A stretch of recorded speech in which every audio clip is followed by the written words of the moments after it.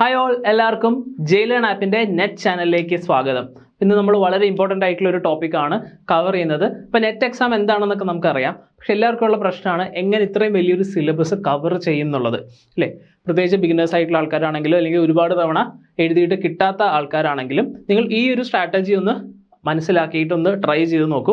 തീർച്ചയായിട്ടും നിങ്ങൾക്ക് നെറ്റ് കിട്ടും. ഓക്കെ, എനിക്ക് നെറ്റ് കിട്ടുന്നത് ഞാൻ സെക്കൻഡ് സെമിസ്റ്റർ പഠിക്കുന്ന ഒരു സമയത്താണ്. ഞാൻ PG സെക്കൻഡ് സെമ്മ് പഠിക്കുന്ന ഒരു സമയത്താണ്. ഞാൻ ഡിഗ്രി ആണെങ്കിൽ വേറൊരു വിഷയത്തിലാണ് ചെയ്തത്, ഒട്ടുമേ ബന്ധമില്ലാത്തൊരു വിഷയത്തിലാണ് ചെയ്തത്. പിന്നീട് PG ഞാൻ സെക്കൻഡ് സെമ്മിൽ പഠിക്കുമ്പോൾ തന്നെ എനിക്ക് നെറ്റ് കിട്ടി, ബിക്കോസ് ഞാനൊരു യുണീക്ക് ആയിട്ടുള്ളൊരു സ്ട്രാറ്റജി യൂസ് ചെയ്തു എന്നുള്ളതുകൊണ്ടാണ്. അപ്പോൾ ആ സ്ട്രാറ്റജി എന്താണെന്ന് നമുക്ക് നോക്കാം.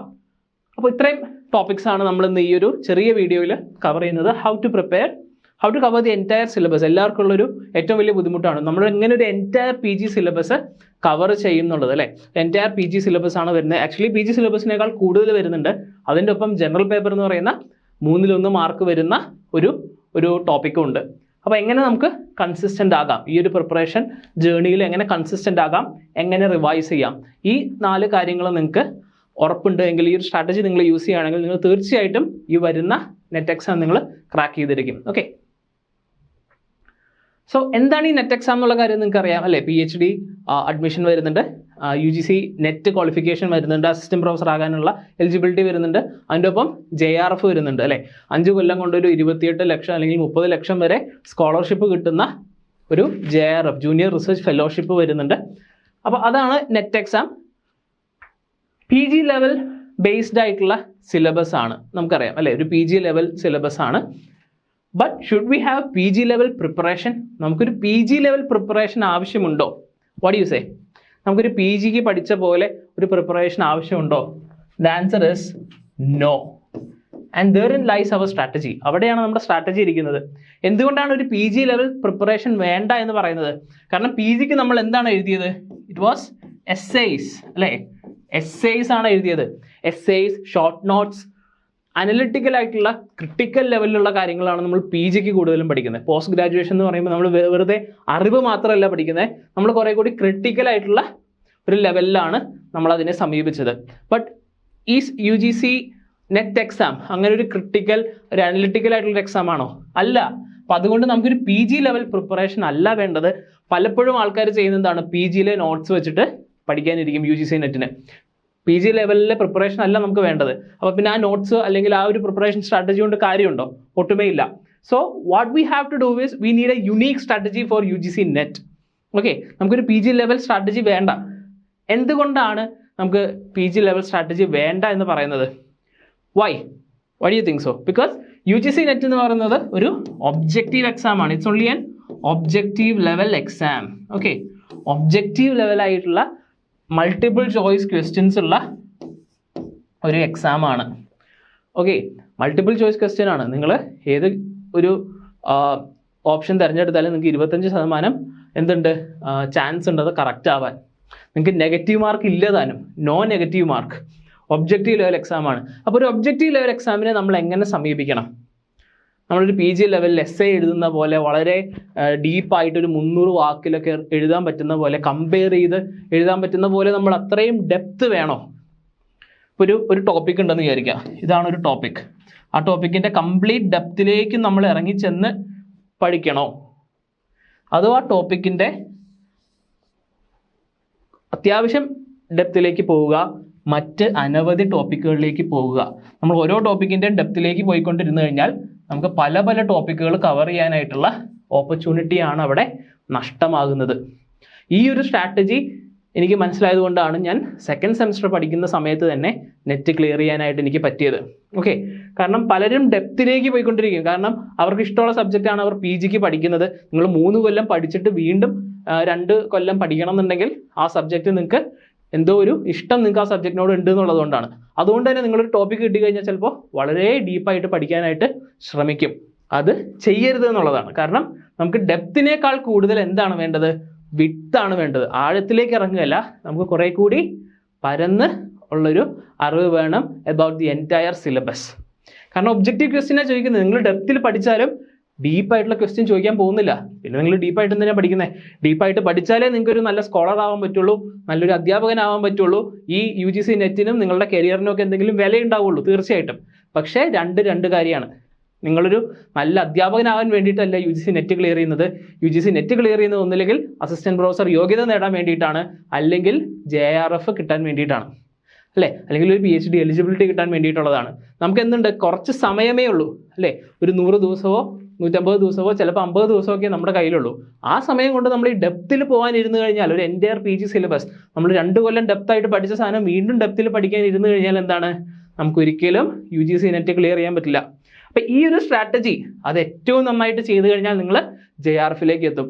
മിനിമം നിങ്ങൾക്ക് എന്ത് കിട്ടും, നെറ്റെങ്കിലും നിങ്ങൾക്ക് ക്ലിയർ ചെയ്യാൻ പറ്റും. ഒരു 30 to 40 ഡേയ്സ് ഉണ്ടെങ്കിൽ തന്നെ ഈ ഒരു സ്ട്രാറ്റജി വെച്ചിട്ട് പല മെത്തേഡ്സ് ഉണ്ട്. എന്താണ്, PYQ എന്ന് നിങ്ങൾക്ക് തിരിച്ച് പഠിക്കാം. PYQയിൽ നിങ്ങൾക്ക് 4 ആൻസേഴ്സ് ആണ് കിട്ടുന്നത്, അല്ലേ?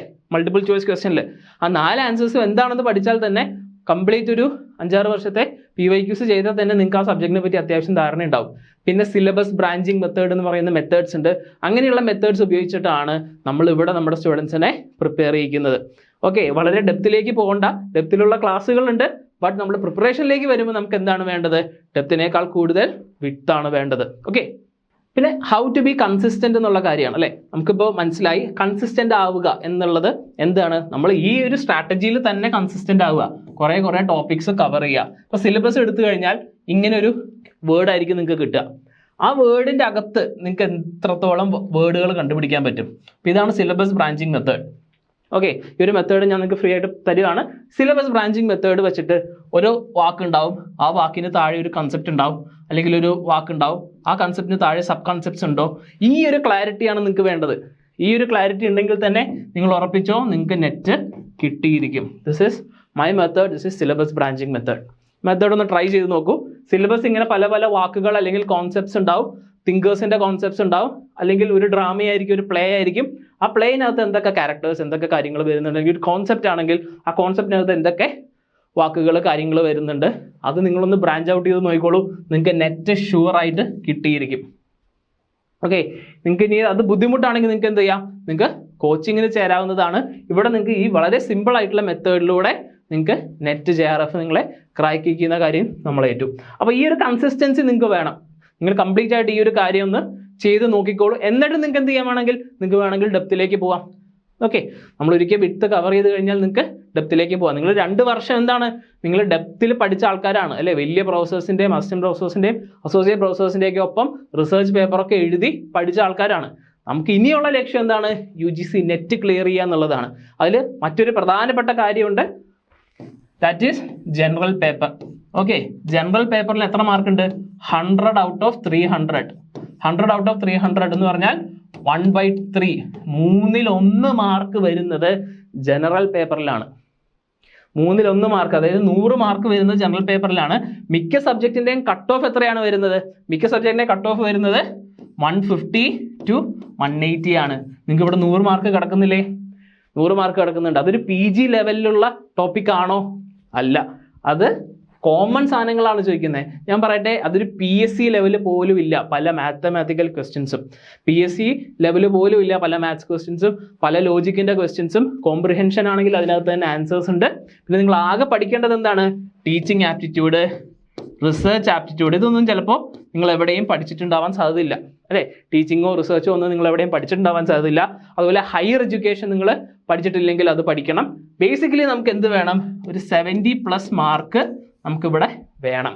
നിങ്ങൾക്ക് നോക്കൂ, നിങ്ങൾ അവിടെ 70 മാർക്ക് വാങ്ങിക്കഴിഞ്ഞാൽ നിങ്ങൾക്ക് ബാക്കി എത്ര വേണം നെറ്റ് പാസ്സാവാൻ?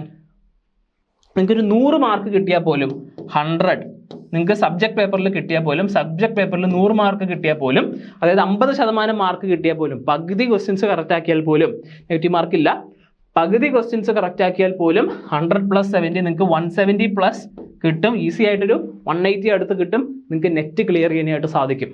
ഓക്കെ, നെറ്റ് ക്ലിയർ ചെയ്താൽ തന്നെ എന്താണ്, നിങ്ങൾക്ക് പലയിടത്തും JRFൻ്റെ സ്കോളർഷിപ്പ് കിട്ടുന്ന സ്ഥലങ്ങളിൽ PhD ചെയ്യാനായിട്ട് പറ്റും.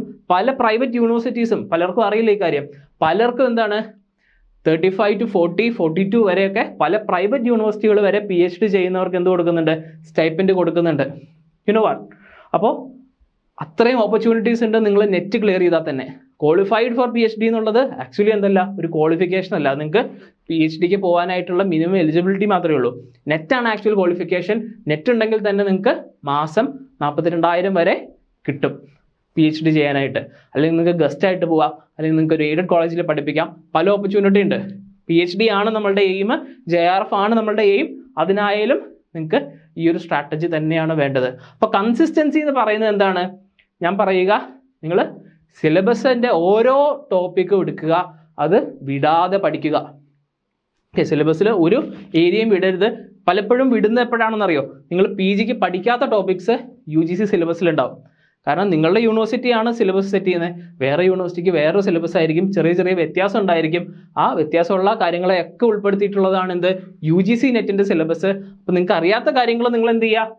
ഈ ഒരു ബ്രാഞ്ചിങ് മെത്തേഡ് വച്ചിട്ട് നിങ്ങൾ അതിലൊരു ക്ലാരിറ്റി ഉണ്ടാക്കിയെടുക്കുക, ഒരു കൺസെപ്ച്വൽ ക്ലാരിറ്റി ഉണ്ടാക്കിയെടുക്കുക.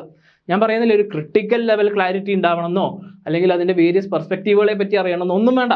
നിങ്ങൾക്കൊരു കൺസെപ്ച്വൽ ക്ലാരിറ്റി ഈ ഒരു ബ്രാഞ്ചിങ് മെത്തേഡ് വെച്ച് നിങ്ങൾക്ക് കിട്ടുന്നുണ്ടെങ്കിൽ you will definitely clear net exam. Okay, അപ്പോൾ ബിഗിനേഴ്സിനോട് എനിക്ക് പറയാനുള്ളത്, ജനറൽ പേപ്പറിന് നല്ല പ്രാധാന്യം കൊടുക്കുക. നെറ്റിൻ്റെ ബാക്കി സബ്ജക്ട്സ് ഏതാണെങ്കിലും നിങ്ങൾ ഈ ഒരു മെത്തേഡ് വെച്ചൊന്ന് പഠിച്ചു നോക്കൂ. നിങ്ങൾക്ക് ഈ മെത്തേഡിനെ പറ്റി കൂടുതൽ അറിയണമെന്നുണ്ടെങ്കിൽ യു ക്യാൻ കോൺടാക്ട് മീ. ഇതാണ് എൻ്റെ number, you can simply WhatsApp me. Alright, നമുക്ക് ഇത്രയും ടോപ്പിക്സിന് എന്തുണ്ട്? നമുക്കിവിടെ കോച്ചിങ് നമ്മൾ കൊടുക്കുന്നുണ്ട്. General paper, economics, commerce, psychology, English, management, home science. Alright, ഇവിടെ നിങ്ങൾക്ക് നെറ്റ് നേടുന്നത് വരെ നമ്മളുടെ കോച്ചിങ് ഉണ്ടായിരിക്കും, ഒരു മെൻറ്റർഷിപ്പ് ഉണ്ടായിരിക്കും. ഇപ്പോൾ കൊമേഴ്സിനായാലും മാനേജ്മെൻറ്റിനായാലും നമുക്ക് ഡോക്ടറേറ്റ് ഉള്ള ആൾക്കാരാണ് വരുന്നത്, ഇംഗ്ലീഷിനായാലും അല്ലെങ്കിൽ റിസർച്ച് സ്കോളേഴ്സ് ആയിരിക്കും, നെറ്റ് JRF ഒക്കെ ക്രാക്ക് ചെയ്തിട്ടുള്ളവരായിരിക്കും. അപ്പോൾ അവരുടെ ഒരു ഗൈഡൻസിൽ നിങ്ങൾ പഠിക്കുകയാണെങ്കിൽ എങ്ങനെ ഈ എക്സാം ഈസി ആയിട്ട് ക്രാക്ക് ചെയ്യാം എന്നുള്ള കാര്യത്തെപ്പറ്റി നിങ്ങൾക്ക് ക്ലിയർ ആയിട്ടുള്ളൊരു ഐഡിയ ഉണ്ടായിരിക്കും. So these are the phone numbers. ഈ ഫോൺ നമ്പേഴ്സ് ഒന്ന് മാർക്ക് ചെയ്യുക, നിങ്ങൾക്കൊന്ന് വാട്സാപ്പ് ചെയ്യുക. നമ്മുടെ ഡെമോ ക്ലാസ്സസ് കാണാം. ഈ ഒരു ക്വാളിറ്റിയിലുള്ള ക്ലാസ്സുകളായിരിക്കും. ആപ്പ് വഴിയാണ്, ആപ്പ് ഓർ ലാപ്ടോപ്പ്, നമുക്ക് ഇഷ്ടമുള്ള സമയത്ത് പഠിക്കാം. ബട്ട് കൺസിസ്റ്റൻ്റ് ആയിട്ട് പഠിക്കാനായിട്ട് സാധിക്കും, കാരണം ഒരു മെൻറ്റർ ഉണ്ടാവും നിങ്ങളുടെ പ്രോഗ്രസ് വിലയിരുത്താനായിട്ട്. സോ എന്തെങ്കിലും ഡൗട്ട് ഉണ്ടെങ്കിൽ പ്ലീസ് കോൺടാക്ട് us. അടുത്ത വീഡിയോയിൽ നമ്മൾ വരുന്നത് ജനറൽ പേപ്പറിൻ്റെ ഒരു അനാലിസിസ് ആയിട്ടായിരിക്കും. ഇപ്പോൾ ജനറൽ പേപ്പറിൽ ഏത് രീതിയിലാണ് ക്വസ്റ്റ്യൻസ് വരുന്നത്, എങ്ങനെ നമുക്ക് ആ 70 മാർക്ക് 100-ൽ 70 മാർക്കിലേക്ക് എത്താം എന്നുള്ളൊരു വീഡിയോ ആയിട്ടായിരിക്കും. So stay tuned.